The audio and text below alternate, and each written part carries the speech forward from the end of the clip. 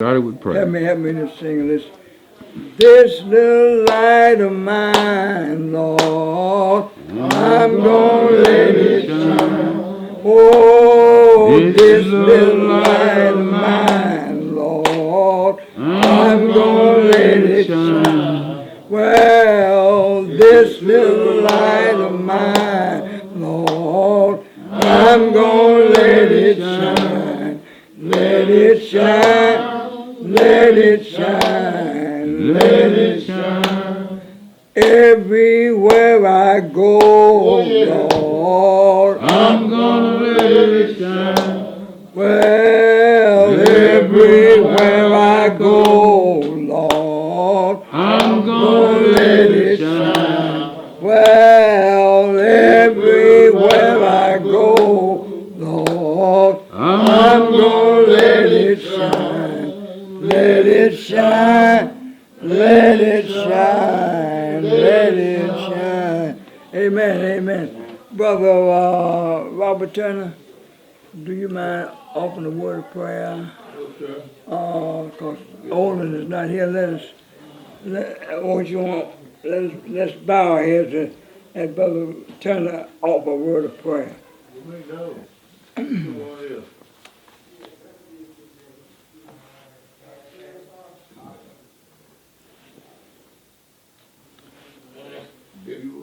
Go ahead, pray. Lord, we thank you today for this gathering. Thank you for the people that come in to show us, to help us with our health and everything. In Jesus' name. Amen. Y'all turn your phones off now. Let me shut this door. Turn your phones off.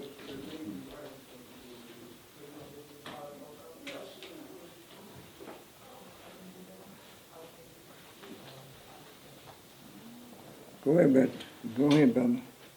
No, that's it. Oh, amen, amen, amen. Amen, amen, amen. Now is Doctor, is the bishop's not here yet? No. What about is Dr. John Hunter? Is he here? That's me. All right, Dr. Hunter from Morehouse School of Medicine. Why don't you give us an overview of men health issues, if you don't mind? Dr. Hunter, can I get you to sit right there? Because I don't have that laugh from that wonder. Thank you.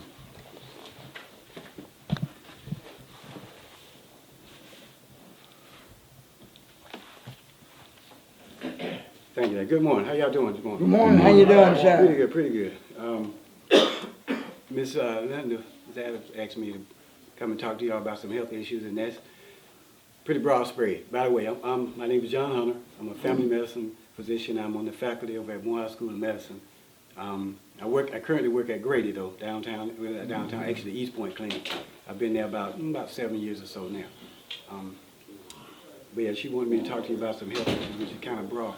Let's start off with a question. How many in here saw their primary physician last year?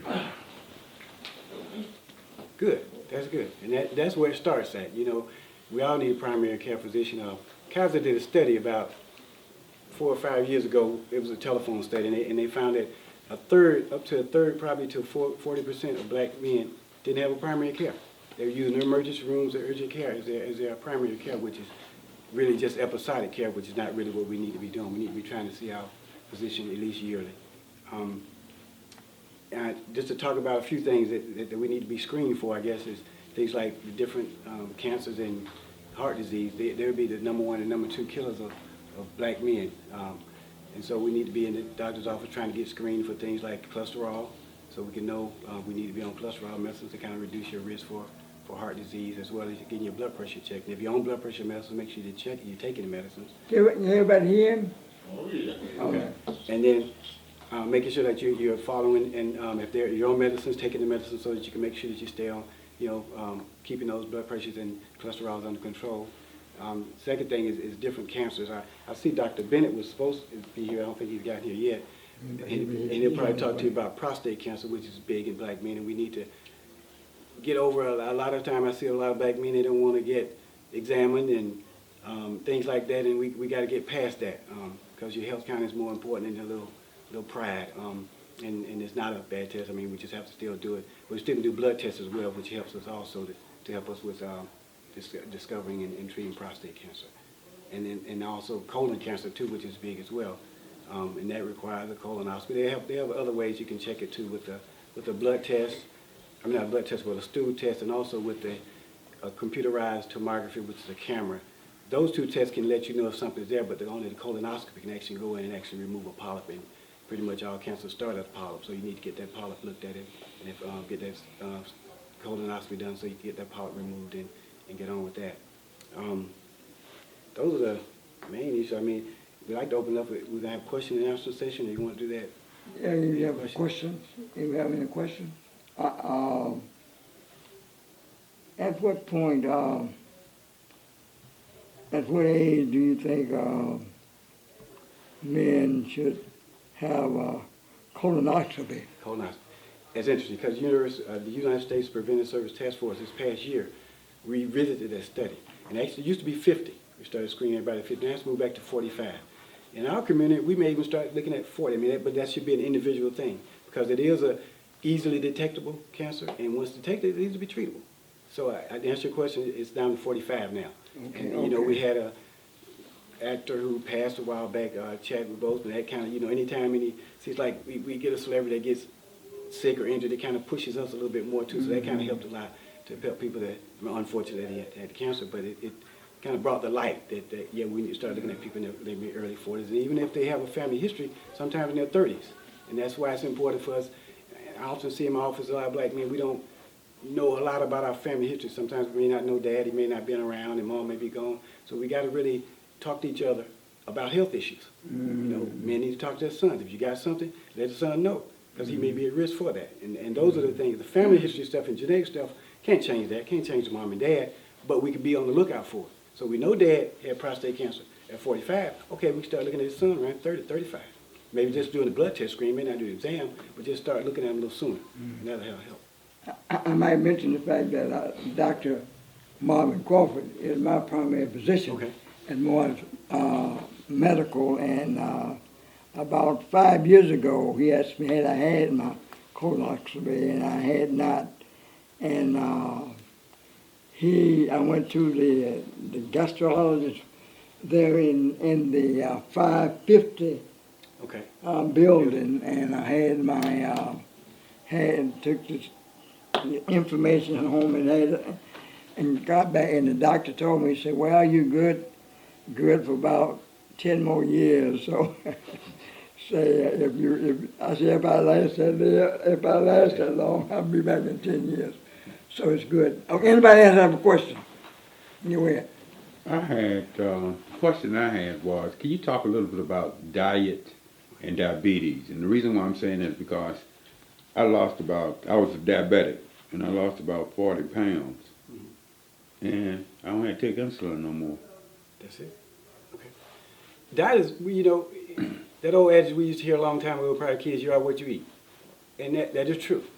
Especially when it comes to things like diabetes, because diabetes is a condition where your body's, the insulin, it may have insulin in type 2. Type 1, you don't have insulin, you have to get the shots.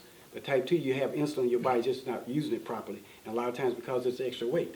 What they call is insulin resistant, meaning those extra fat cells take up the insulin that your body would normally use to help the sugar go down, and it's not being able to use it. So therefore, losing the weight, now those cells are gone, so now that your body can use your regular insulin, and that's why you don't need medicine right now. Nobody never said that to me. Okay, That's ironic. I mean, that's what got to me. Nobody said anything about my diet. and the diet consists, you know, really want to have a balanced diet, you know, for whole fruit, whole grains, fruits and vegetables. Stay away from a lot of processed stuff. Really stay away bread, rice, potato, and pasta. Those things are, you know, because they get in your body and act like sugar. They're starches. Those are refined starches. They get in your body and they act like sugars, and they can cause your sugar to go up. So I'm always counseling those 4 things. If you can stay away from them, but they're quick and easy, and, you know, a lot of people eat them, but if we can stay away from that, that'll help a lot as well as keep your sugar down and keep your diabetes under control too. Anybody else? Yeah. Again, I was doing research. This man was 35 years old.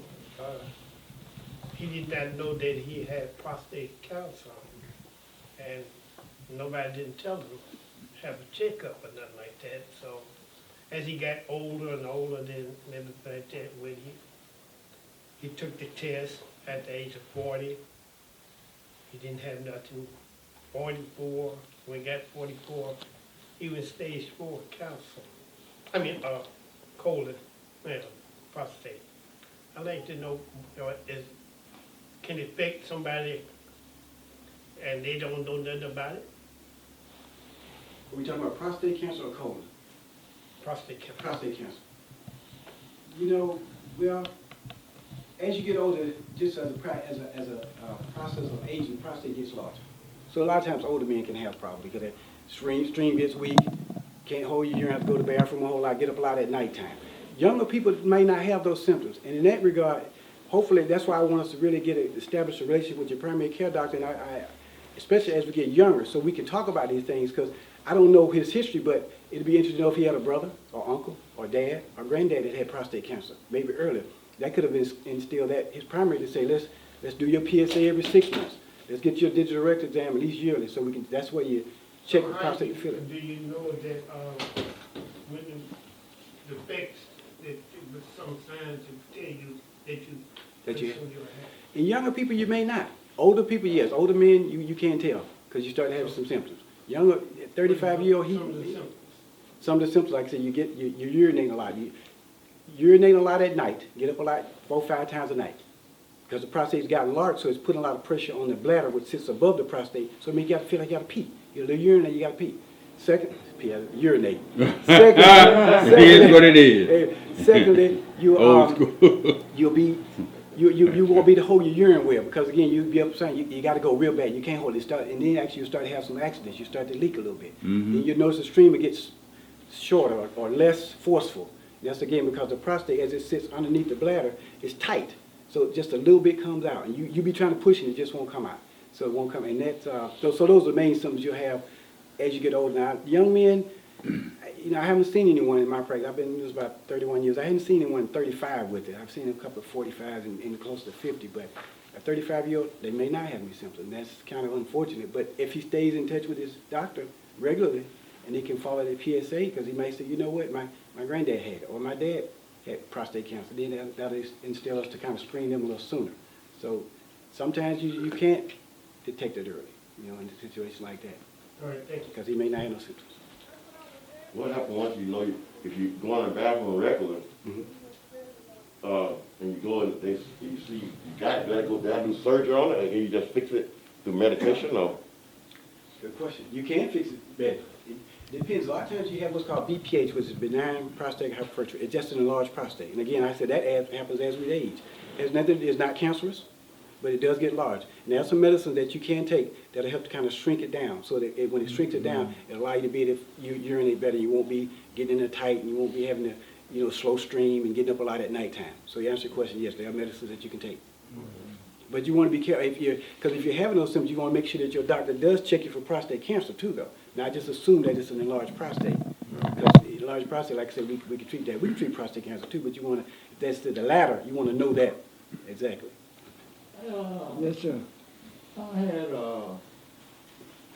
had to put the cameras all up in me to check my bladder and everything. I guess they were checking the prostate too. I even did the Urolift, but I still get up at night. That didn't stop anything. The Urolift was stopped, but I still get up. Some nights I get up twice, sometimes I get up 4 times a night. That's good. And I take Flomax, so I can keep the stream going. So they just dilated, explain They it did again. the Urolift, where they try to open Open the up. prostate so that little stream that go through there. Okay. So you could Could you go? urinate better, Okay. and you shouldn't be getting up so much at night. Okay. But I practice say the same. But let me ask you something. When it first happened, did you notice an improvement in the symptoms? And improvement in it? Yeah, when you first had that, when you had your Urolift, when they did They that. did Urolift, it took a while, because to me it's hurt for a while, being Mhm. old person, I didn't heal up right away. But I was on Flomax. When I got off the Flomax, it sort of hurted me to use the bathroom to go urinate for a while, so I had to go back on the Flomax just to get rid of that thing. Okay. Well, obviously, I'm not a urologist, and I think Dr. Bennett was on his way, Yeah, hopefully he'll be in. doctor. But just knowing how the body is, the procedure like that, when they didn't go and remove anything, it's kind of like almost like dilated up a little bit. Right. Over time, that tissue would kind of shrink back to like it was. I was a little too quick though, cause she had, the lady asked me, did I wanna do it again? I told her, no, Okay. no way do I want to do that thing again. Okay. Not that quick. I understand. I can understand. But like I said, again, if they just go and just like open it up, yeah, over time it can, and I can't give you that, and I don't know if a urologist can give you an idea to how long that, you'll have that benefit before it goes back to like it was. So Katie, what do you know about Fulmax? What kind of side effects do you know about? Do any side effects like dementia or anything like that? You take a Fulmax? Dementia. No, I don't know about any dementia associated with it. I mean, other than, what's one of the main side effects for it? I mean, just some of the headaches that, maybe feel a little drowsy or something like that. That sometimes you used to tell patients to take it at nighttime, so if they feel sleepy, they can go to sleep. But those are the main ones, but I ain't heard dementia being associated with it. Yeah, okay. No, that was mentioned to me about that, the mention and stuff. Yes, sir. I want to talk about the diabetic thing again, other than the daily medications and eating right and exercising. How far are we to get it out of our system now? Because look like the insulin and the medicine that they give you is working for that day, but the diabetic is still in the system. Like he said, he lost weight, and I hadn't lost no weight. I'm just skinny with the diabetic, and I don't want to lose any more weight. But it just, I'm saying, how far are we with the thing? Because I'm doing my own research, and look like these other countries have things, a medicine that's, automatic. Because this diabetic is not, even though my mother and father was a diabetic and grandparents was. So I'm saying, that generic, is that just something that's in my system or what? Because it's in there, it's something, I think it's something inside that's not going away. And the insulin is a daily thing, and the medication are daily, but it's not curing what's inside or what ought to be curing the sugar. Because in the last 3 years, I have had 4 strokes from this diabetes. All right. 3 eye strokes, and in March I had a brain stroke from it, and it come from blocked arteries, that was causing from the diabetic, because it had deal, and I'm on a lot of blood thinners, so the arteries don't get blocked and cause a stroke. To answer the first part of your question, it sounds like it may be familiar. When were you diagnosed type 2? Okay, so you were older. But you said both mom and dad had diabetes? So that tells me, although I haven't come across any literature that says there's a genetic link, meaning other than type 1. Type 1 is actually when you're born without the beta cells in the pancreas, so you can't make insulin at all, so you got to get shots from as a child. But type 2 is usually as we get older.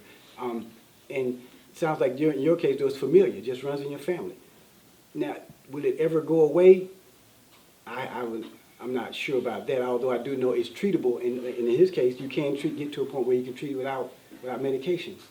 The unfortunate thing about diabetes, a lot of times when it happens, we get to a point where, sorry, in your case, you've had a lot of complications from it. And you can have complications because it affects the blood vessels in your eyes, and your kidneys, and your heart, and your brain. It affects your nerves. Anywhere those blood vessels go, that sugar goes, and that sugar saturates those cells, and it makes them not function well.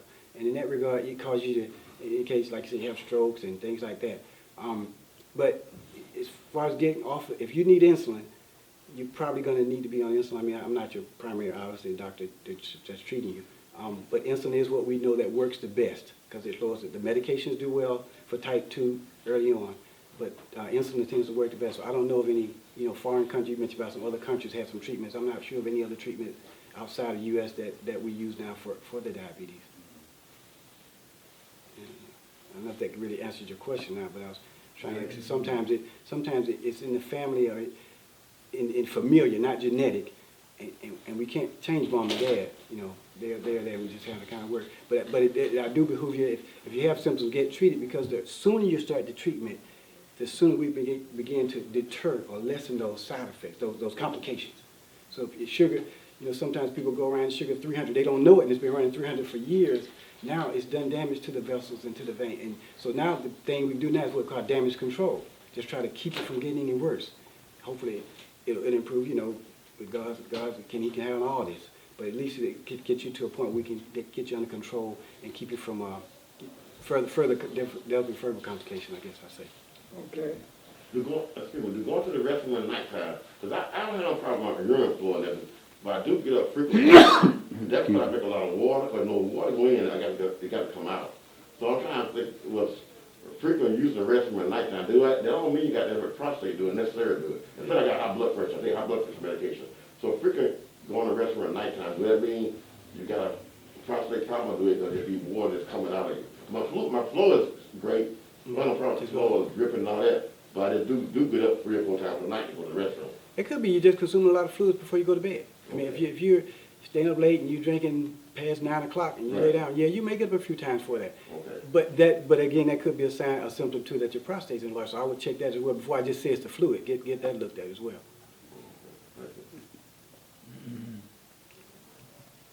Any other questions? Yeah, I got a couple questions. I gotta deal with it all. Swollen prostate and stuff like that, and like taking the metformin and the different other stuff. I've been through all of that, and I ain't never done nothing y'all told me to do, the doctors. You know what I'm saying? I thought I was a little smarter than you guys, you know. But I want to commend you now that, you know, More than I know. July the 12th, I went for a stent in my chest. And I didn't have no blockage, but I had a lot of fluid on my lungs and in my thing. And so they kept me for a week, and draining the fluid off of me, you know. And I'm gonna get to my point in a second. And the best thing, and she told me, she said, well, the best thing you can do is exercise, is walk.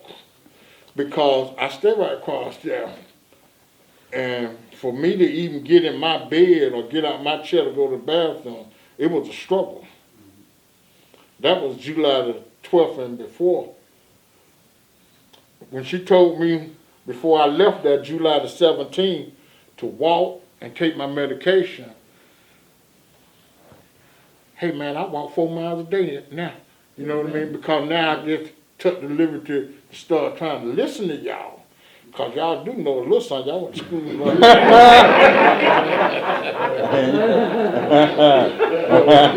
But the kick to a lot of that, man, you know, that I have to say that, you know, that through the whole process, like having the problem with the swollen prostate and going through the years of using the restroom and still feeling like I got to go back. Yeah. And they used to tell me I was sharp. You know, I changed clothes 3-4 times a day. I was sharp, but they didn't know I was dressing. So I'm saying all of that to say that some of that stuff, I think through moderate exercise, because we trying to get back, some of us older guys trying to get back to where we was, just because we left all that good healthy eating and stuff, and just through moderate exercise, man, is a whole lot of, you know, it does a whole lot for us. And because I'm looking at things about prostate, because we having this thing, and what these people are saying, the medicine that these guys prescribing versus natural type remedies, some of this stuff that's prescribing don't do it. But like natural, like they got a thing talking about eating dark chocolate helps bring down the swelling of it. And you know, I sit around eating dark chocolate with this, you know, man, I be big out, you know. But that's my thing too. And then even with me becoming a diabetic, second thing, you know, the exercise, man. And when I check my stuff, just doing something of the things that you guys tell me, you know what I'm saying? That stuff is helping, man, you know, like taking that medicine regular, you know what I mean? I thought I stopped for many reasons. I was trying to keep my woman one time, so I stopped. Yeah, With all that- that high blood pressure stuff, you know. I thought it was, you know, but I have to commend you and you guys for coming, and I thank you guys for coming and expressing your stuff with us, man, you know. But another question about how does, I'm glad they done changed how you find out about your prostate. You know, they done changed how they check it now, you know. Because now I try to get it checked every time I go in there.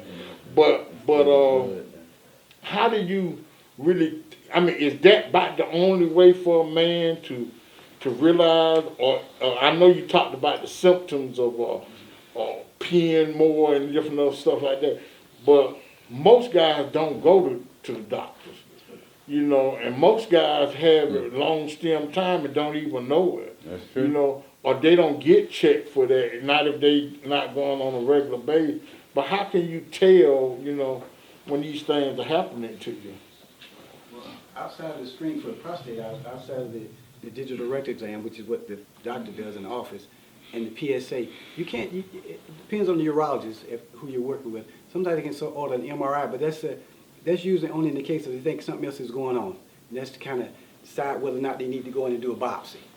And that's, again, not the most common thing either, but those are two main ways. Like I said, if you get an MRI, you can look at the prostate as well. So it's not a lot of other ways to check it.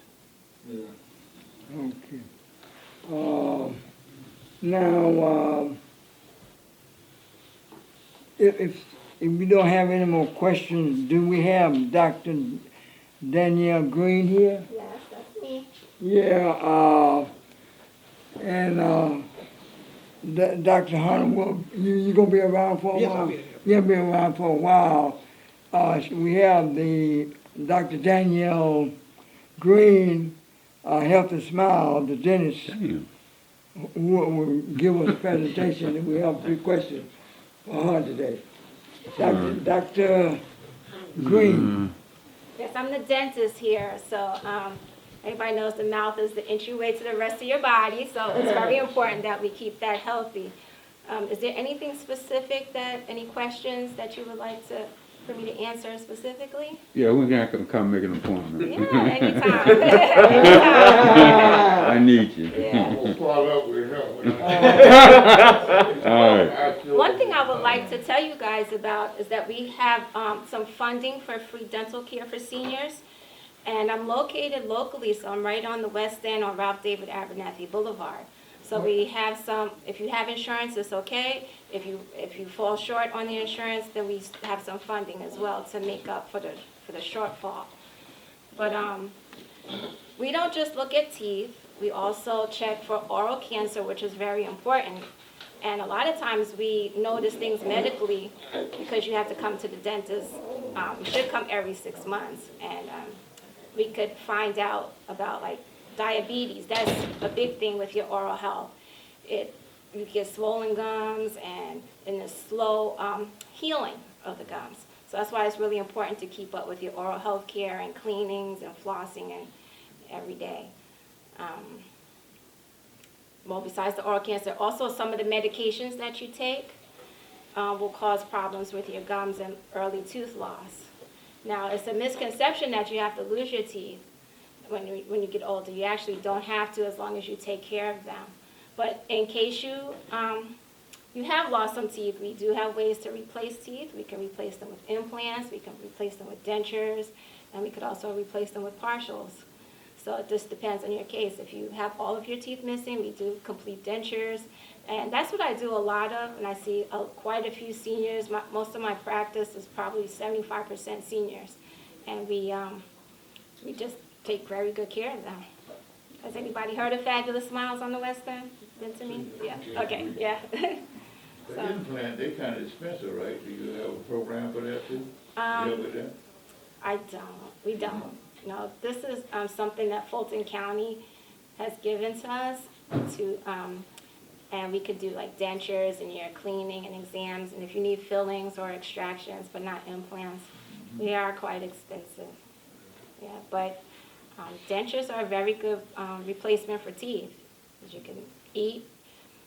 If you don't have teeth and you're trying to eat, you're swallowing food too large, it's not whole, and then now you have digestive issues, and you definitely don't want that. So, One of the concerns that this super package that the Biden administration is having, which will include dental care for seniors. Are you familiar with what, if it is passed, what services that will cover for seniors? Or do you have any idea what I'm talking about? I heard some of it, but as of now, the seniors actually have very good coverage. A lot of them that come, they have, if you're already getting like Medicare, then there's a supplemental plan, and it could be WellCare or Humana or Cigna. They all have these supplemental plans that cover the dental part of it. And we also work with a representative that can help with that. But they usually get about $2,000 a year worth of coverage, so it's quite good. Yes. Yes. So, my name is Merle Dubois. I am a representative for several of the carriers. That's what I'm here today to make you aware of. I review everyone's plans with them, seniors, so you can determine whether or not you have enough money and whether it's dollar for dollar, so that you have enough to go see her, one. Two, to combine it with what she has gotten from Fulton County, so that you know what is available to you. So I have information here, so you can contact me. We can determine what carrier you have, Okay. review your plan, and determine what do you have, what do you have for dental, what do you have for vision, what do you have for podiatry, what do you have for silver sneakers, so we can encourage you to utilize the system. Many of the carriers have added food cards, so you have access to health care. Many of the carriers have added over-the-counter things like your bandages, your hand sanitizer. Instead of you having to buy that out of your pocket, I show you how to get it, utilizing it from the carrier you are with. And if the carrier you are with is not working for you, that's what I do. I help you change it so that you can utilize her services. And with the fact that she's gotten the benefit from Fulton County, I want to show you how to combine the two so you get the dentures. I got you. Because dentures are going to come in at $4,000 minimally. So many of the carriers have put flex cards in. I know WellCare has one. I know Aetna has a few. I know Humana has. It's all different. So whoever your carrier is, I need to show you how to use it. Okay? So I've got Brochures. brochures here. This is just a review, and my card's attached. Okay. Please call me so I can sit down with you, review your plan, and Okay. help you figure out. Now, is there a WellCare individual here too? I'm sorry, she's out there.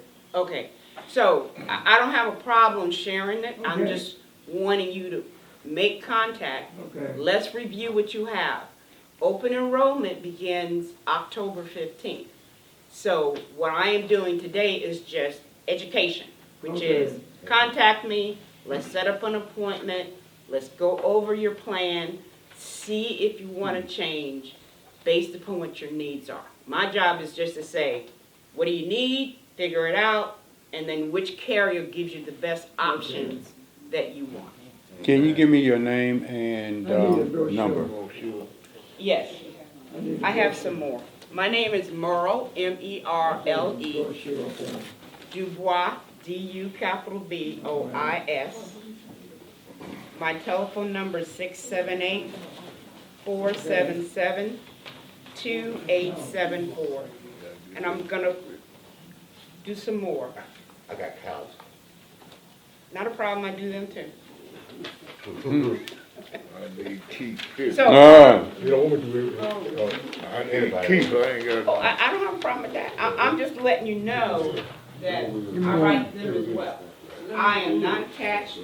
I am just only here to review your plans with you. You can give me Okay, I need a brochure. And that way you at least Good, know good, that's what good. your plan I provides. need one. All of them ask you to review your plan so you can get your questions answered. Okay. Do we have any other questions for the dentist? Yeah, I got a question, go ahead, I'm sorry. Go ahead. Upon your exam, would you decide, or help the patient decide what would be best for them? Oh, yes. I mean, Mhm. because what if you don't want dental?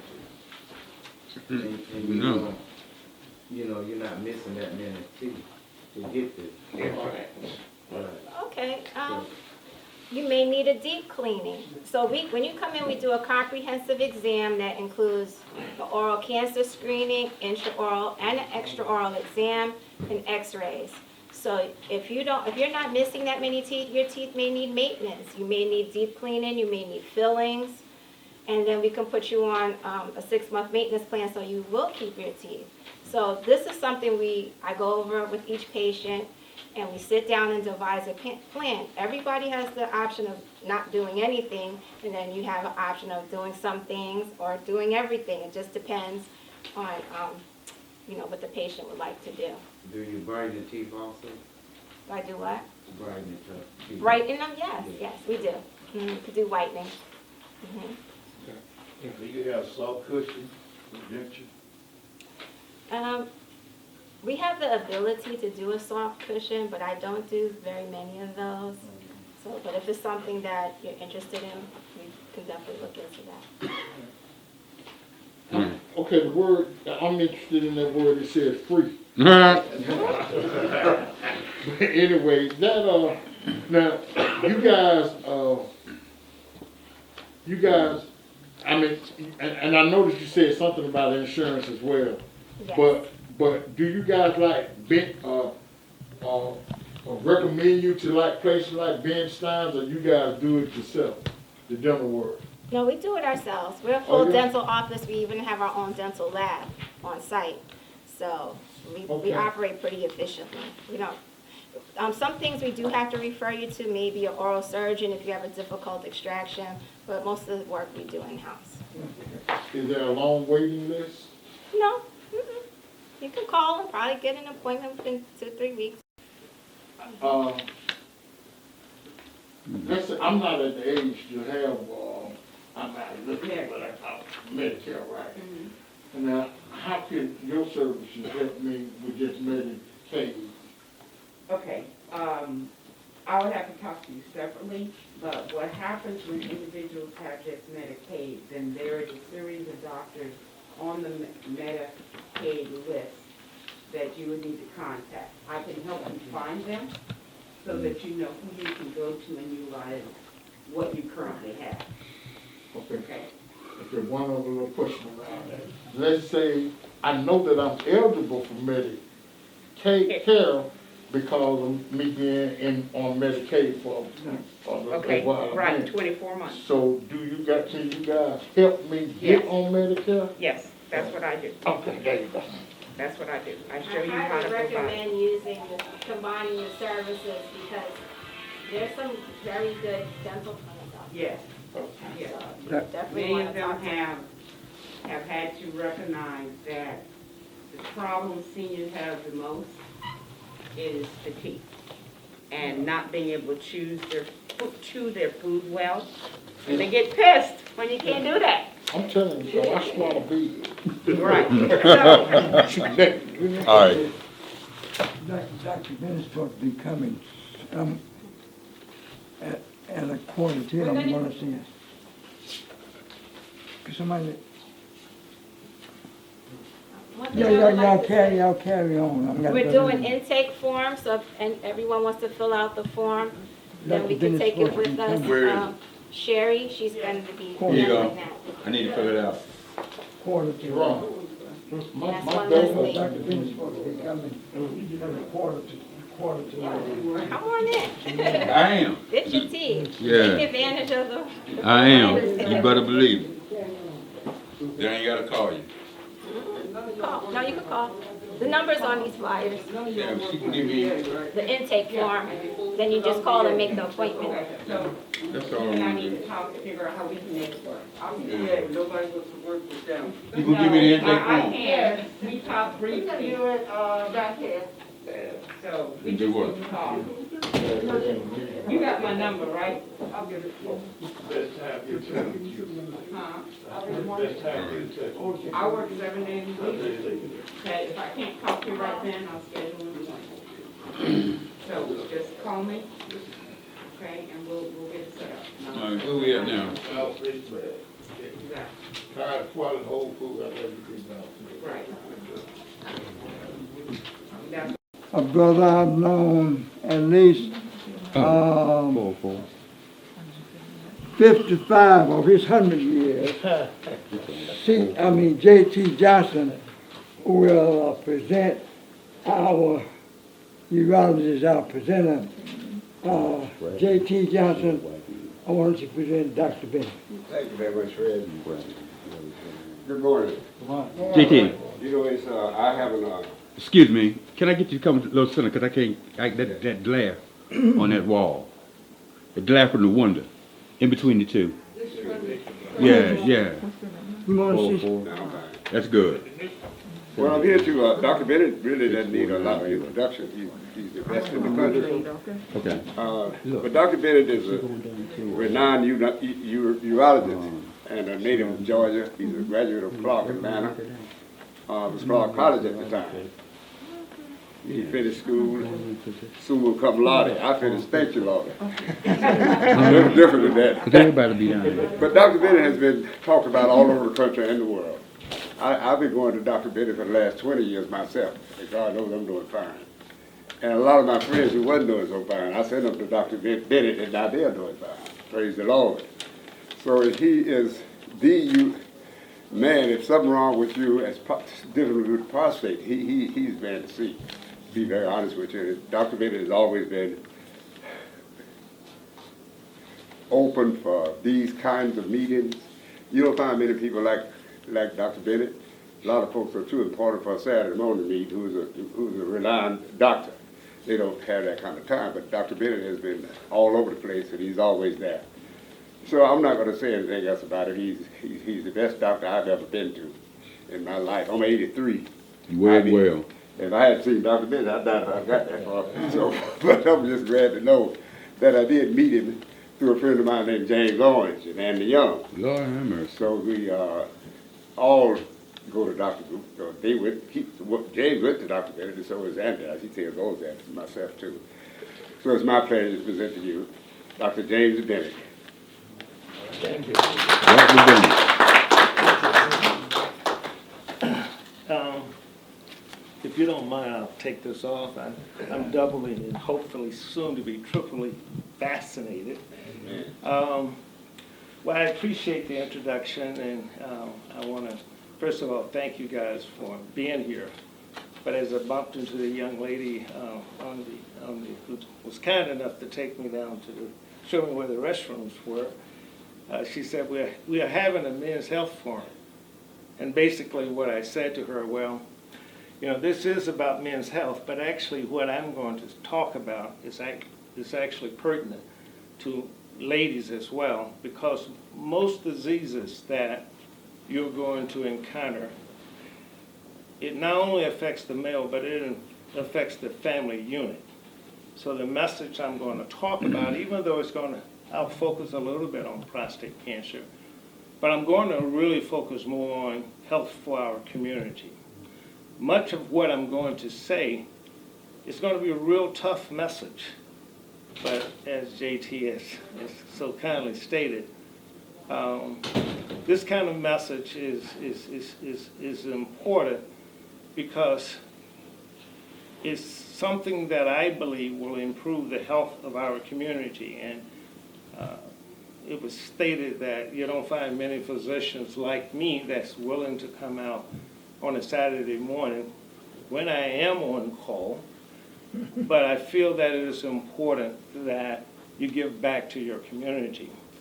This really evolves from my upbringing in Elberton, Georgia, northeast Georgia, and having lost my father at age 12, and my grandpa played a very important role in my life. And what he always said after teaching us esteem and teaching us discipline, he reminded me to give back.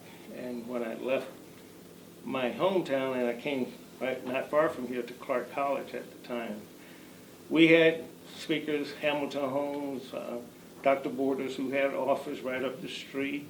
All of these guys, Dr. Densler, always came back and talked to us aspiring doctors about what we needed to do to get into medical school. And don't be afraid, maintain who you are. But they always said to me, give back. So I was fortunate enough to attend Duke University Medical School, and having been prepared for medical school by Clark.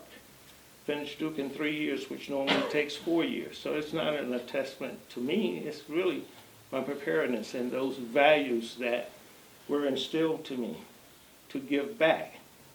So as I strolled the halls of Grady, and I integrated the urology program at Emory, first of us ever to go train at Emory, and as I strolled the halls of Grady Hospital, I saw all of these African American men who were afflicted with a disease called prostate cancer. And then when I went to the white establishment, and mind you, I'm the only spot that's over at Emory, and I'm asking these tough questions, and the question is, why are we dying from this disease at twice the rate as anyone else?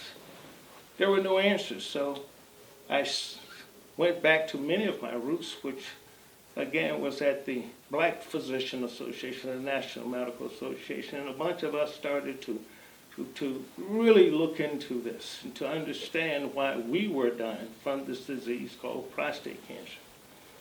So finally, we got to a point where we knew we had to do what my grandpa, what Clark Atlanta, and what these physicians always said, give back. So I decided that I'm going to really look into this. And so as time went on, and as many of us know, that we are the backbone for our community. So one of the black professors out of Wayne State, Isaac Powers, did some really intriguing research. And I'm going to get to what you guys want to hear, but you need to understand how we got here. So Ike did a research study, and that research study looking at prostates in men of all ages, even teenagers and early guys in their early adulthood from the 20s, and that were killed for a variety of reasons. And they took the prostate out of those guys, and they looked at them under the microscope.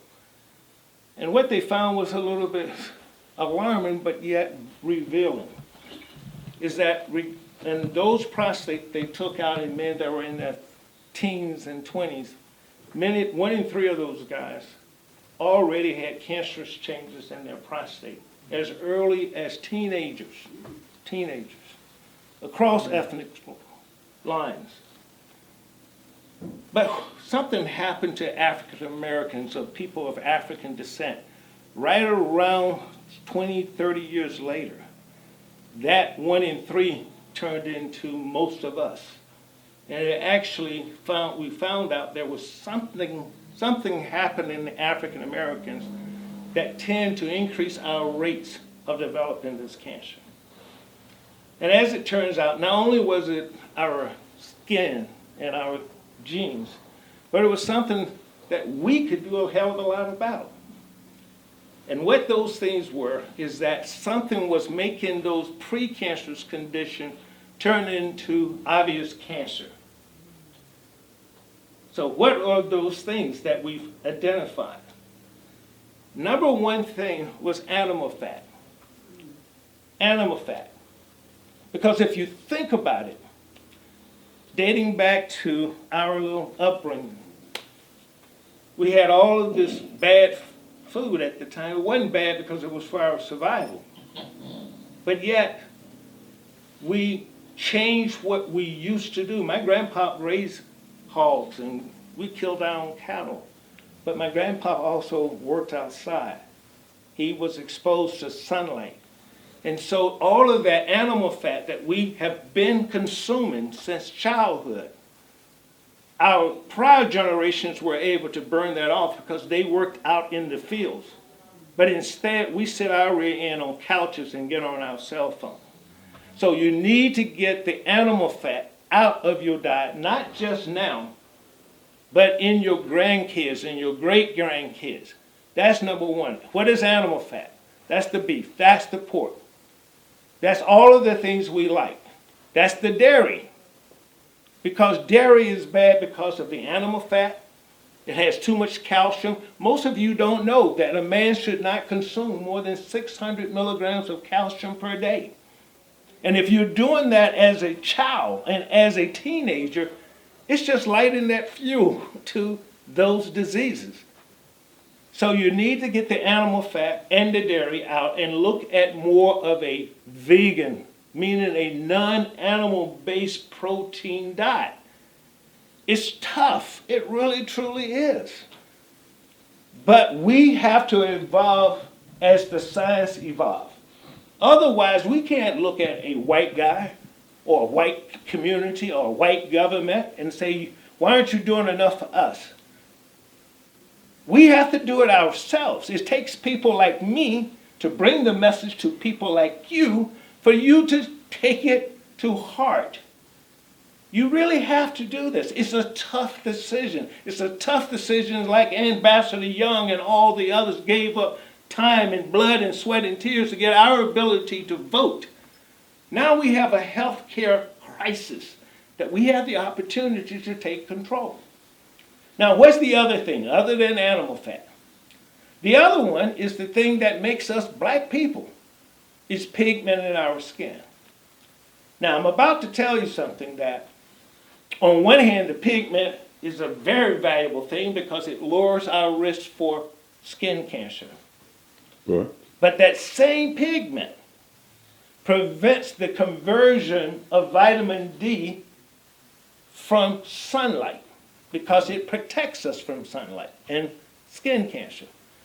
But because it does that, the other deficiency that has plagued our community for years is vitamin D deficiency. 70 to 80% of us are deficient in vitamin D. Now, did you know that vitamin D deficiency leads to colon cancer, breast cancer, lung cancer, and what else do you think? Prostate cancer. So imagine a young boy growing up deficient in vitamin D from his teenage years. And now all of a sudden you scratch your head around 40 or 50, he's getting prostate cancer because he has not heeded any of this advice. So when you leave here today, think about your health in terms of, and Ambassador Young will tell you the same thing right now. Think about your health being tied to the message I'm just giving to you. Now, here's the strange thing about it. This same message that I'm telling you about prostate cancer affects high blood pressure, affects kidney disease, heart disease. It goes across the board. That's the thing that is hard for sometimes people to understand because we don't want to make those tough decisions. You see, I stopped eating beef and pork probably 40, 50 years ago. Once I realized and understood what was happening to my body, I stopped. And this actually has a religious background. I also studied religion when I was over in the AU Center. And in Corinthians, there is a passage that talks about your body is God's temple.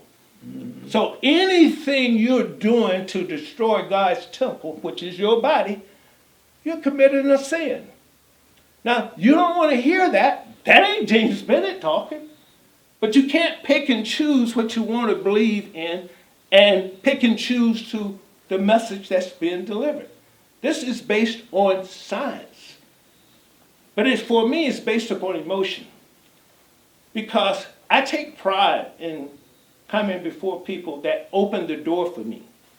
I realize I didn't get into Clark by myself. I certainly didn't get through Duke and through Emory by myself. Someone opened the door. So what I'm trying to do is open the door to my community to start improving ourselves. We don't need anybody else. We just need willing people to give and willing people to listen and to take the message back to your families, back to your community. Because it is important. I can't do it by myself, but I'm going to try. I really, truly am.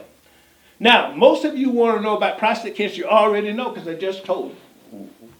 I mean, that is the message. That's the thing that's going to lower your risk.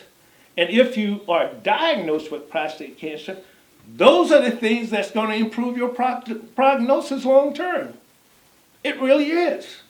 I don't have a magic method. My message is tough, but my message is true. Because I can take your prostate out, I can put radiation into your prostate, but I can't make you survive because your survival is tied to you. It ain't tied to me. People always ask me, Doc, how long am I going to live? You just told me I had prostate cancer. You know what my answer is? Man, I don't know. I don't prepare you to die. My job is to prepare you to live. That is my job in all of this. So your message for prostate cancer is that simple message. Now, in terms of how we go about diagnosing the disease, we rely upon a test that's called the PSA, which is a blood test. But as with any blood test, there's an art of applying that test. And so we know that the lab says that value should be 4. But what we learned in African American men years ago, that 4 is too high because we get cancers much earlier and they tend to be much more advanced. So the cutoff for most African American men, particularly if you have a life expectancy of greater than 10 years, is 2.5. And the other thing is that you need to be aware of the rate of change of that PSA from 1 year to the next. And that PSA should not change more than 0.35 per year. And so those are the 2 major numbers regarding prostate cancer you need to be aware of. Then finally, if you are diagnosed with prostate cancer, don't let any physician, be it urologist, radiation oncologist, hematologist, oncologist, whatever their specialty is. The most important thing is that you understand what is going on. So make sure you understand your prostate cancer. There is no such thing as one tool in a toolbox and it fits everything. There's no such thing as that. You have to make sure you understand, and you need to make sure you and your family make an informed decision, because it's important to want to live long, but it's also equally important that you want quality of life. So I want both of them. And so make sure you get a full grasp, if you're unfortunate enough to be diagnosed with prostate cancer, that you have a full grasp of your options, and make sure that you choose something that's best for you, your wife, and your family. Now, here's the fun part about the message I'm giving to you. The fun part about this message I'm giving to you, do those things. If you really seriously do those things, eat right, consume the right anti-inflammatory type foods like turmeric, like garlic, like all of those things. Not only will it lower your risk for prostate cancer, it'll improve just what is most important to most men that are sitting around this room. I'll give you one idea.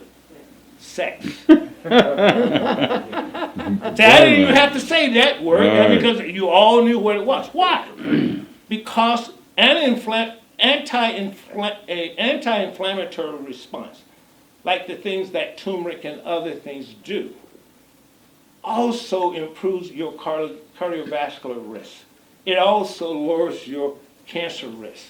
So most of what you need to be doing, nature, God gave it to us.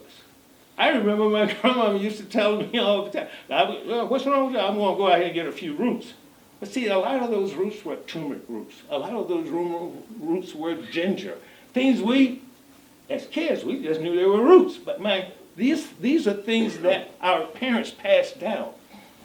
But take advantage of the foods that improve your immune system. Take advantage of those things. Then one final thing that I'm going to say, and then I'll sit down or answer any questions.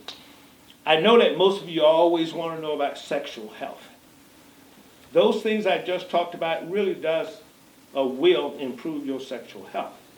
But the one nutritional thing that if you're interested in a natural thing that will not only address your penile health, but improves your cognitive skills, your brain health, is something that will help promote the production of nitrous oxide. Nitrous oxide is the food for an erection. It's the food for brain health. And the way you can get it is they sell a lot of things, but the best way that I think you should get it is through a product that's called citrulline. Because citrulline, when it is consumed, is broken down inside of your body to nitrous oxide. So that's what I would suggest in terms of something that is a natural, that will help with time improve the nature of your penile health, but also your brain health. Where did you get that at? You see, I haven't had any questions all day. You can get that. I would suggest you order on Amazon because they sell it in a bulk package. It's citrulline, Citrulline. Everybody right. Citrulline, citrulline. I got And it. you can order it on Amazon. And, make sure you check with your PCP, your primary, but I don't think there should be an issue with that. Okay, I'm happy to answer any questions. I didn't mean to bore you with a lot of the things. You didn't. that I wanted to say, but I'm happy to answer any questions. Yes, sir. I actually have one question. Underlying condition, so, I have diabetes. So since I'm on metformin, now my doctor is watching my kidney function. Are there any underlying, other conditions like high blood pressure and things of that nature that will increase the chance of prostate cancer? Oh, anything that causes a man to have diabetes, and the number one cause for diabetes in this country is what? We call it sugar, No, the carbohydrates and. No. Oh, no. okay. Carbohydrates add to this condition that I'm about to say to you. Uh-huh. The number one thing that causes diabetes is obesity. And the What? carbohydrates adds to the obesity. So don't get this twisted. That is the number one cause. And many people who are overweight can simply control their diabetes by just simply losing weight. Why don't nobody tell us that? Because I had diabetes and I lost about 40 pounds and now I don't have diabetes no more. Right, that's it. You got a testament. But nobody told me that. Well, I'm telling you. I don't know why, and I don't know why. But if you ever listen to Dr. David Satcher, who's a wonderful man, he used to be the Surgeon General. Dr. Satcher, if you ever listen to him talk, you'll hear him say the exact same thing I'm telling you. So if you really want to combat diabetes in our community, lose the weight. And by doing so, you're going to address kidney disease. You're going to lower your risk for prostate cancer. I'm going to give you a little ratio, something that's easy for most men. If you can look down and you can't see your penis, You're too fat. you're too fat. We call that the hip to waist ratio. Not your BMI. It's called a hip to waist hip to JT. waist ratio. And that should be more than, so in other words, your hip should be bigger than your waist. And so that's 0.9 is the cutoff. You know, Dr. Bennett, talk a little bit about it's never too late. Most men think it's, I'm too old and I don't need to do this. No. But you know, I'm an 83 man, I do all these things. Right. And I feel good, really, I'm a little bit, I've been, Yeah, I know why though. well, I haven't been walking like I should because I've had some back problems, but now they're getting better, I'm walking every day. And he's absolutely right. There's never too late for good health. It really isn't, and that's the saying I stole from Ambassador Young. I mean, but it's true. It's never too late to eat healthy. And so if you leave this room today and say, I'm gonna start doing X, Y, Z, you'll find that it'll just melt away. I'll tell you what I've started doing. I went to see a physician not long ago, and he wanted to do a cardiac CT on me just because of my age and wanted to look at my heart vessels because he had just had one. It was a little concerning because it wasn't ideal. But when he got mine was like, my vessels were 99.9% clear.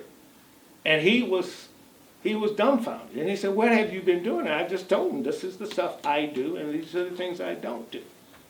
And one of the recommendations he did make, though, is that studies are very, very, very clear.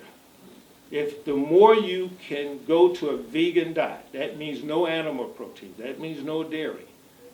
The more you can go to a vegan diet, the healthier you're going to be. That's hard for me because I work out every day. And so what I did make a decision is that I'm going to have 2/3 of my meals in nutrition a day that's vegan. And I'll consume one animal protein. An animal being defined as fish. For me, it's the fish, chicken, or turkey. But one animal protein a day. And it's amazing. I feel so much better. That little pudgy little stuff I used to have, I don't have that anymore. I don't do breads now. I don't do rice because they got cauliflower rice now. They got all kinds of things out there. It's not, you see, the other thing I also do, and I learned and I trained my brain this way, I don't eat for taste anymore. I used to eat for taste.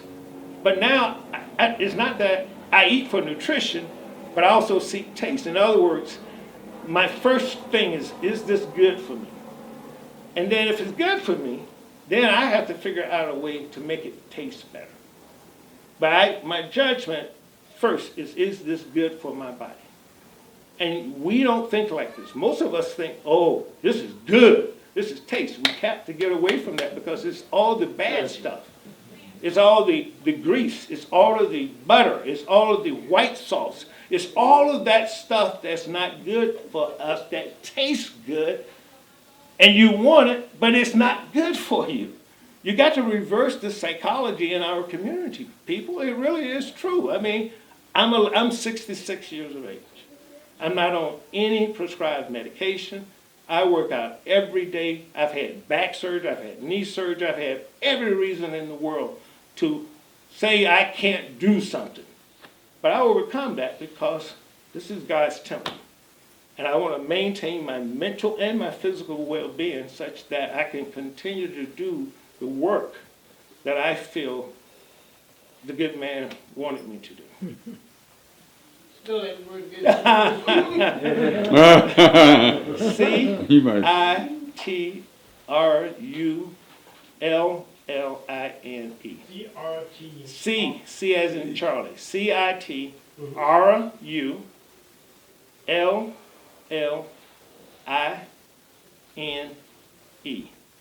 Thank you, sir. You're more than welcome. Dr. Bennett, Yes, sir. you said cut out milk, so would almond milk or Any plant-based milk is good. Okay. Yeah, be careful of soy though. I mean, it really depends, because soy can have some estrogenic effect. And what I mean by that, You going breast. yeah, it may make, probably you have to consume a lot of it, but it may enlarge your breast, but it also may dampen your libido. But I will also say to you guys, and I'm going to get to you as well, is that obesity, in and of itself, again, there's so much that goes on with obesity, is that obesity increases your estrogen production. That's why a lot of obese men have big breasts. Yeah. Okay? And so, and your testosterone go down. So that's where your sex drive goes. So if you can if you can get your weight under control, it's going to make you healthier. It's going to increase your libido because it's going to increase your testosterone levels. Yes. Yeah, I'm gonna thank you for that, and it's confirmation. Because, I was sharing earlier about, I've been on this thing for the last, month, 2.5 months, where I couldn't even hardly breathe just getting in bed. And I had so much fluid on me, obese, all that stuff you talking about, and the swollen prostate stuff. And when I got on this thing to exercise, the doctor told me, well, you just need to walk.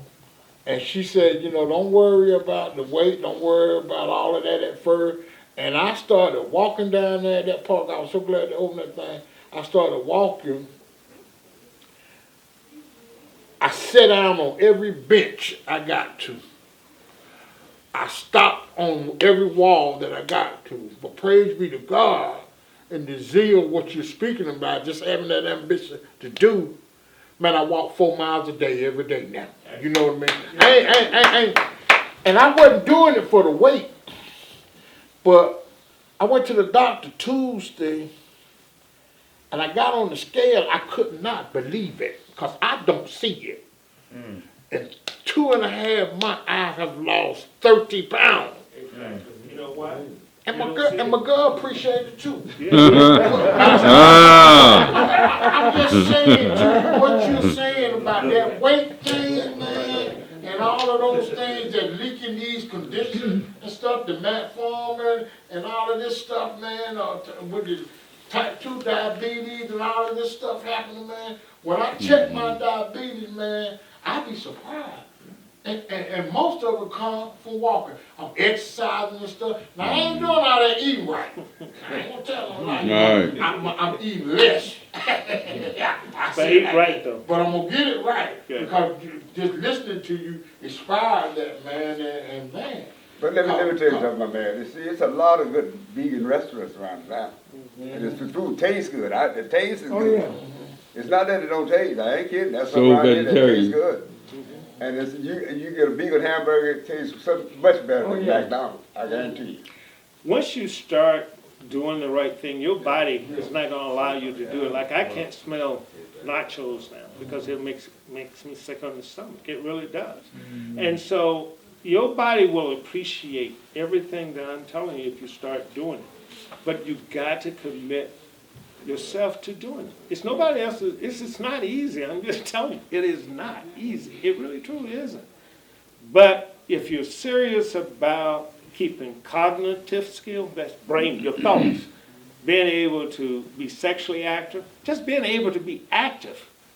That's right. If you start doing all of this stuff, all those arthritic, the things I'm telling you about, the turmeric and the ginger, the things that are natural anti-inflammatory, those joint pains and things like that, that you think is preventing you from walking, all of a sudden will get better on its own. Yeah. Just from your diet. There's so much stuff out there, guys. Don't listen to all those commercials. It ain't all about your penis. It just isn't. If you do these things I'm telling you, your penis is going to follow. Trust me. Yeah. It depends on the turmeric. That's the root turmeric. That's the root turmeric. I mean, I'm telling you. Capsule. You can take the capsule, but one of the things you have to be cognizant with turmeric is that it requires very high dosages.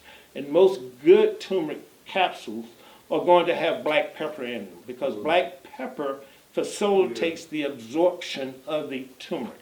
On the roots, on the boil those and drink the tea. I can't say. Well, you can drink the tea. You still that's good. I buy fresh turmeric. I'm sort of the more I can do organic, like I go to the farmer's market and I buy the whole beets with the tops on it, and I juice those beets. I don't boil them. I don't do it. I wash them good and I juice them and I get organic ginger roots and organic turmeric and 1 or 2 lemons, and I juice all of that together. I just buy the root beet and boil it. Yeah, but you're boiling a lot of the ingredients out. But I'm drinking it. I drink the tea. That's what I bought it. Yeah, and but drink see, by you, okay, no, Okay, that's fine, that's okay. better than not doing what you're doing, so I Yeah. agree with you. The only problem sometimes with heat does to a lot of things, it destroys the chemicals Okay. in that. Okay. And so that's why I try to avoid boiling things, because it may look the same way in terms of the color, but the active ingredients, there's something that's called, well, it's organic. Certain chemicals are broken down with heat. And so you may lose the effectiveness of these nutrients you think you're getting, but you're leaving a lot of it behind because it degradates into something else that's not as You better effective. get the juice there. See, I'm It's trying- best, I mean, Whole Foods sells some very nice cold pressed juice, but because I put other stuff in it, I prefer to juice it myself, but Well, that takes a lot of juicing. time. It's so expensive to keep buying fresh fruit and fresh vegetables. I stopped juicing, so I can't keep up with it. Right, no, it's I was true. juicing collard and they were doing things. Right, no, I understand. No, it's time consuming, trust me, it really is, I hear you. But what you're doing is you're at least doing something. And that's what the message I want to convey to people. I'm not here to criticize what you're doing. I think you continue to do what you're doing. Well, let me ask this then. Now, let's go on the average guy who don't have that kind of money. It's not about money now, guy. Well, I understand that, but I'm saying juicing is expensive. I just buy fruits, man, and good gracious alive, man, you know. No, Juicing, but I know that juicing would be expensive. And what type of, when you fixed on a kind of low budget, what type of food and suggestion would you have for that? what my suggestion would be is this, is that, yes, granted, organic foods are very expensive in grocery stores, no question about it. However, I think that you can buy certain things that are non-organic, like broccoli and other things like that, and just don't, if you're gonna eat broccoli, for an example, don't boil the broccoli, steam it. Because you don't, and you don't cook it to, it's all meshy. You want it to be, and that's the way you cook those vegetables. So what I would also suggest, depending on where you live, and if you live here, obviously it'll be a little harder, but see, I grew up in rural Georgia, and so almost regardless of where I have lived, and I live right now, I grow a lot of vegetables and they are all organic because I compost. And I just believe that there are some things I can do. And I'm not saying you should do it, but if you have family that have little small plots and stuff, maybe you need to look at having small gardens and stuff, because I can tell you right now, there's not a tomato you can buy in the store that's as good as the ones that I grow in my backyard, because I know what's in the store. Yeah, and all the chemicals and stuff. So, but I would say, even if you can't afford organic, but just make sure you consume good vegetables. You see, there are two things that I heard one of the leading nutritionists say out of University of Michigan. And he said, the two main things that are deficient in all Americans' diet. The first one didn't surprise me, but the second one really did. What do you think the number one thing that's deficient in our diet? I guess fresh food, fresh fruit. Well, you're on the right line, but it has a more general, broad base. Think about, well, let me just tell you, because you're not going to guess. The number one deficit in all of our diet is fiber. Number one, fiber. Because if you have fiber, what fiber does is keep you, everyone learn about what you can do. Start with these basics in mind. And then expand your diet based upon things that will provide the fiber. Things that will provide or that are enriched in potassium. That's the best start you can have. It really, truly is. It's not secret. It's just a matter of knowledge, just like this young man just said. Just learn the stuff and apply it. Okay, guys? Thank you, thank you. Thank you, Doctor. Let me ask this one last thing.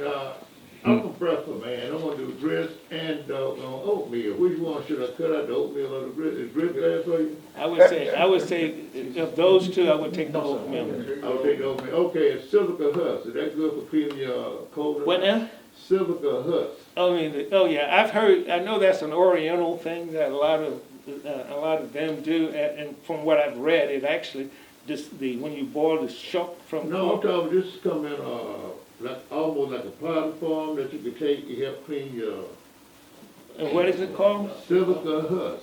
You're talking about the same thing. That's what I Because figured. it actually Yes, comes from the husk. Right, yeah, it comes from the, there's a cheaper way of doing it, you don't have to, but just buy, I mean, I don't eat corn anymore because, well, it's a long Well, story. corn comes, that grits in it, well, grits come from corn, right? Yes, sir, it does, but it also is loaded with a lot of carbohydrates, Okay. that's number one. Okay. And number two, there was a black biochemist actually who told me that corn has been has been genetically engineered to the point where it's not good for you. Right, Because right. the original, corn is not was never a pretty vegetable. If you remember back, if you're old enough to remember, the original corn was ugly. I mean, if you ever get real corn, like what the kind of corn my grandparents used to grow, it wasn't pretty.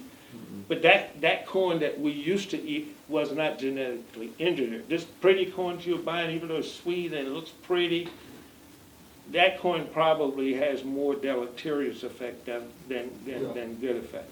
And that's the honest truth. That's why I don't eat corn anymore. Yes. You said something about vitamin D. What vitamin you recommend? Okay. Vitamin D, here's the problem with vitamin D that sometimes most people make a mistake with.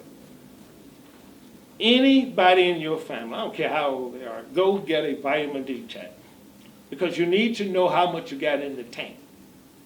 That's the honest truth. Because we know the level should be 32. Most of us are not above 32. Most of us are anywhere from 5 to 15, 16. If you go out and buy vitamin D now as a maintenance dose, which is 4,000 international units, 4,000 once a day, international units, all you're going to do is maintain that 15 where you are, wherever it is. So what you have to do is fill the tank up first. And by getting the level, you know that you may need mega doses, large doses of vitamin D to fill the tank up. And that's usually 50,000 international units once a week for, depending on how severe it is, 4 to 8 weeks. And once you know that your vitamin D is normal, that's when you start taking the maintenance dose, which is 4,000. Now, here's the thing, though, that we also know more. We used to just look at 32 as where you ought to be. But COVID has taught us that you really need to be much higher. Yeah. It needs to be between 50 and 70. So the ideal level now is to get your tank all the way between that level. And not only do you lower your risk for cancers, you lower your risk for COVID-19 exposure. Any other questions, guys? What's the fast food group for vitamin D? The best food group, well, a lot of African Americans can't tolerate dairy, and I'm telling you, I don't want you doing dairy because of the bad effects. The other food source is sunlight. Most of us don't convert it. So the food sources, and that's why it's so hard, are things like salmon, oily fish. Salmon is an excellent source of vitamin D. And I hate to say this because I don't eat this fish, but it's common in the South. Is a bottom feeder. Catfish also has a lot of vitamin D in it. But the rest, and you have to get most of the other from taking a supplement, because we can't convert it from sun, and the other big source is dairy. So what would be D3, D12? D3, that's B12 D12, okay. and D3. Any other question, guys? Thank you. No, you're more than welcome. Great. Thank you, Doctor. Thank you, very much. Thank you very much. Thank you very much. You're more than welcome. Thank you, Doctor. Yeah, you're more than welcome. Appreciate you. Appreciate you. Reverend Taylor, can we get a group picture before we leave? Yeah, let's get it.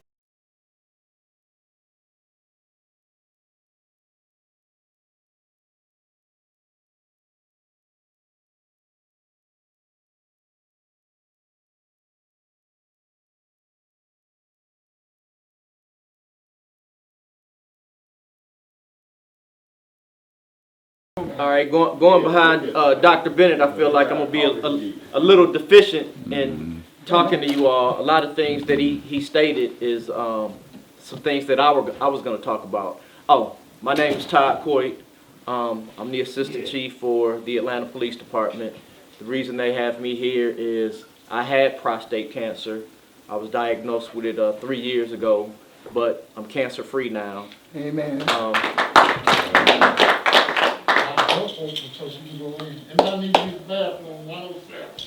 I'll tell you all, a lot of things Dr. Bennett talked about were things that were helpful for me. I'm one that I believe in going to the doctor. I get an annual checkup every year, every single year. And I know as black men, most of the time we don't go to the doctor. Sure. I feel like we should. It's like we are paying for it, we might as well use it. If we paid for a car note and didn't drive the car, people would look at us like we were crazy. So paying for insurance, we might as well use the insurance. It's to help us. It's to help us live. When I was diagnosed with prostate cancer, I had gotten my physical about 3-4 weeks prior to that. We were having a health fair at work, and I decided to participate in the health fair just to be vigilant in it, and hopefully that would make other employees go. You know, when they see the chief going to something, they'll say, okay, I might as well go. So I went to the health fair, and it was about 3-4 weeks after I had gotten my physical. Well, when they gave me the results of the health fair, I sent it to the doctor's office, or they sent it to the doctor's office, and they noticed that the PSA was a little bit off, which was strange because my PSA check had just been done 3 or 4 weeks prior. Well, it was so minuscule that they told me, don't worry about it. It was probably nothing. But the doctor wanted to send it to a specialist so the specialist could check it out. So they sent it to the specialist. I went to the specialist, and they said I had prostate cancer. But the good thing about it was I caught it very, very early. So we went through a lot of things to decide what I wanted to do. And because of my age, and I was in basically good health, and good health because of the things that Dr. Bennett talked about. I exercised daily, I ate right, my age wasn't very high, so they felt I was in a good place.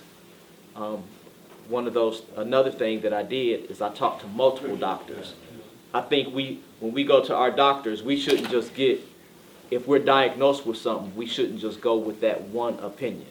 We need to talk to multiple people. So I talked to multiple doctors to figure out what route I should go. Another thing I did that most black men, we don't do, I talked to my family. I didn't tell my kids because I didn't want to trouble them with that. But I spoke with my mother because my mother was in the medical field, and I felt if anybody was going to tell me the truth, she'd tell me the truth. So I valued her opinion, discussed it with her, and after discussing it with her and the doctors, I decided I was going to have the prostatectomy, which is surgery, where I had my prostate taken out. One of the things I want to speak on that is a lot of men, when we get diagnosed with prostate cancer, we're worried about a lot of things. Sex, leaking, are we going to be walking around with a diaper forever? Hospital stay and pain were some of the things that were at the top of the list. But in doing my research, I found if you follow the doctor's recommendations, you'll be able to overcome it. Sex is important, no doubt. And yeah, after a prostate surgery or with prostate issues, you may not be able to have surgery. You may not be able to have sex. But if you eat right, as Dr. Bennett stated, and you follow the recommendations, you're going to be good. Come back. You're going to come back. You're going to come back. And the urinary incontinence or leaking, if you do what you're supposed to do, you're going to come back. I'm a testament to that. So listen to your doctors, eat right, talk it out with your family, get multiple doctors' opinions, and you'll be good. I hope I kept it short, and I'm open for any questions if anybody has What has was questions. your PSA? I don't remember what the PSA was, but it was what diet. Well, like Dr. Bennett, I don't eat any red meat. I'll only eat chicken, fish, and turkey. A lot of vegetables, and I exercise, like I said, every day. And I don't drink milk. I'll drink almond milk. All right. Okay, brother, you have a testimony? Yes, sir. Okay. My name is Timothy. I am a prostate cancer survivor. My PSA was 28, and they never did tell me what my PSA was. I went to radiation route. I had 45 sessions of radiation, and they give you a shot that lowers your testosterone. And it's like having a male menopause. You be sweating, and you just start sweating and everything. It's the most miserable feeling you could ever have. To say this, my brother died here recently because he was knucklehead. He was a knucklehead. And Dr. Sheldon, who was over raised in oncology at Grady, told me, he said, man, Mr. Bell, I'm glad you did everything that I asked you to do, because you was about to die the most miserable death possible. And my brother, he lost control, because the cancer will go through your spine, mess up your brain, you lose all your bodily function and everything. Matter of fact, you'd be in mega pain, okay? So if you got prostate cancer is the silent killer. My father died from it, my brother died from it, my uncle died. But I was not going to let it beat me. You can, prostate cancer is treatable if, like the young man said, if you do what they tell you to do. Follow the instructions. Within 2 years, you can bounce back, and not die. And I've been prostate free almost 7, 8 years now. Yeah. And I got all the functions. I'm living a good life. And everything. Everything works. Dr. Shelton and I used to have, because when they give you the shot, it's for 6 months. And like I said, all this is dead, all your testosterone. And he told me in that last shot, he said, Mr. Bell, what do you want to do? You want to have sex, or you want to live, or you want to live? I looked at him and told him, I want to live and have sex. And it can be done. All right. All right. Stop being greedy. Huh? Being greedy. Stop being greedy. Hey, I want it all. Amen. What's up, Brian? How you doing? What's your name? Reverend Taylor. Thank you so much. Thank you so much. I did get a text from Michael Bond. He had to go to a funeral of someone, but he did not show up today. And I think we've had a great witness today. Let's give ourselves a hand. And now, and we thank everybody. We have the presence of a young man. The Dr. Bennett's office wanted us to invite a brother somewhat younger than us, and I think Brother Byron Amos. How old are you, brother? 48, before Yeah. 2 Saturdays from now. So he's probably the youngest man in the house. That's Anyway. We ain't gonna hold it against him. So we're happy to have him. Thank you. And I know you're older than me.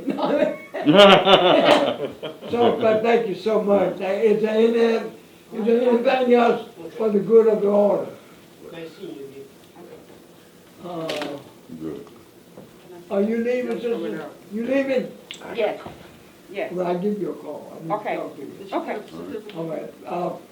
Well, thank you so much. Now, we have, the box lunch, yeah. Sorry, don't go anywhere. Oh, don't go anywhere. Get the chips to put in them, I'm going down. All right, thank you. And I'm gonna put it on the table. All right, thank you. Thank you. I left my keys upstairs. I think we had a good morning, y'all. I think so. Yes, I think so. Amen. Oh.